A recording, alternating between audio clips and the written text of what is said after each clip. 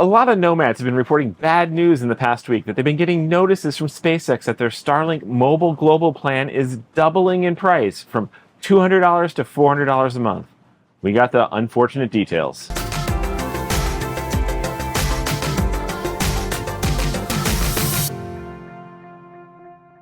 Hi, I'm Chris of the Mobile Internet Resource Center, here to give you some news about SpaceX's Starlink constellation and in particular their mobile global plan. This is the plan that allows land-based nomads to travel the world and use their Starlink basically anywhere they go that SpaceX has legal service on land. And this plan has been $200 a month, and SpaceX has sent out notice this past week that for current customers that plan is doubling to $400 a month effective August 16th.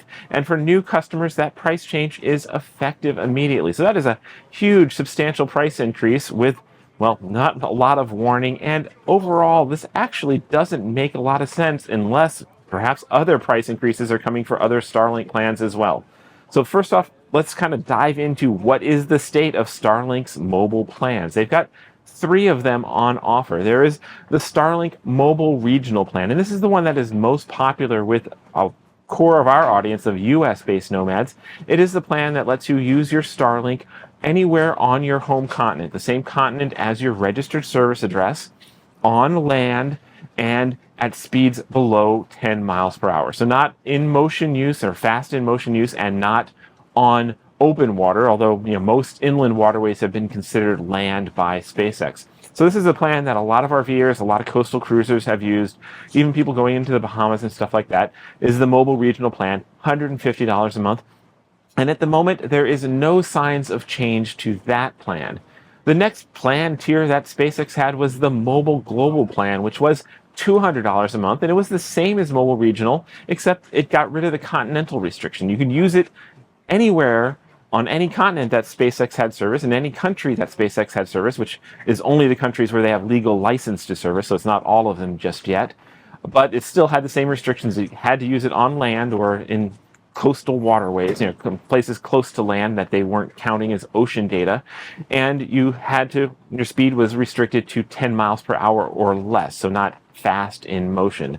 Now, both the Mobile Regional and Mobile Global Plan did let you buy what they call priority data for $2 a gigabyte. You could opt in, turn it on when you needed it. That let you use it on the ocean or at faster highway speeds or whatnot when you needed it, and then turn it off afterwards. So this was the great plans that coastal cruisers would use. They'd turn on the priority data when they were doing an ocean crossing or crossing over through ocean territory, and turn it off again.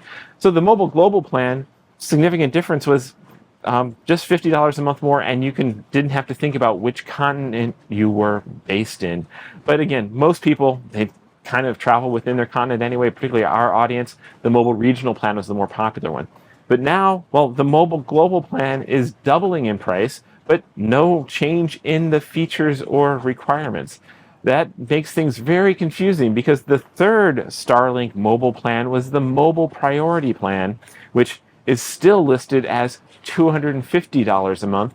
And this Mobile Priority Plan is basically the same as Mobile Global. You can use it anywhere Starlink has service, and it included 50 gigabytes of that priority data that worked on the ocean and worked at higher speeds from the get-go, and then you could opt in for more for $2 a gigabyte. So now we've got this weird situation where Mobile Global costs $400 a month, and Mobile Priority, which offers more, quite a bit more, costs $250 a month.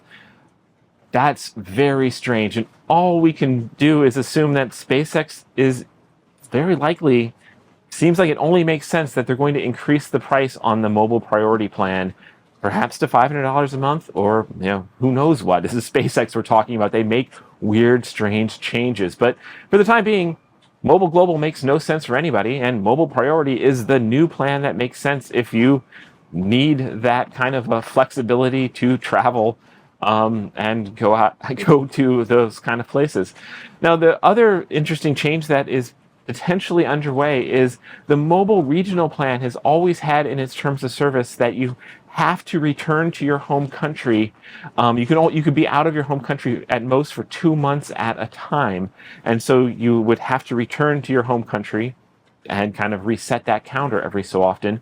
Mobile Global does not have that set restriction, but Starlink has not enforced that requirement on the mobile regional plan up until now.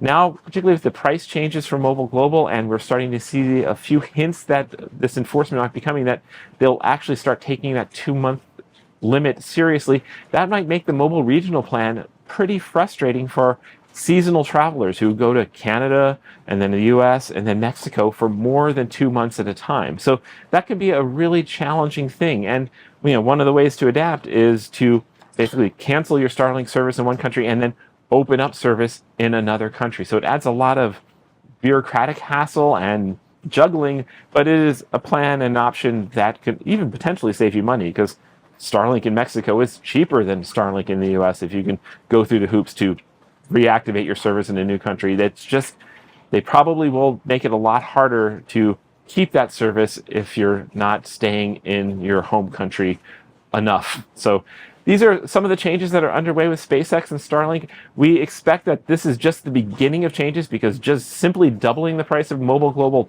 doesn't make sense unless they have other changes in the works.